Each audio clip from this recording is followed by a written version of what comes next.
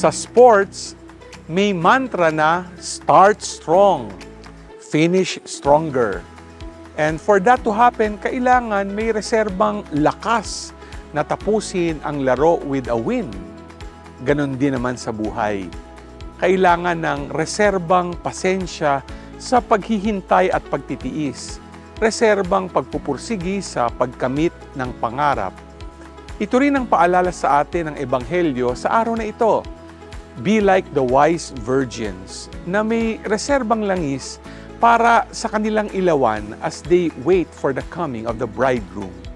Si Jesus ang ating minimithing matamo at walang hanggang saya, kapayapaan at pag-ibig ang handog niyang premyo.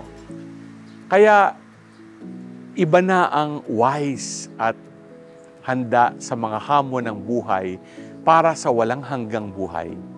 Hindi na natin alam kung kailan ang endgame buzzer, pero G ka ba?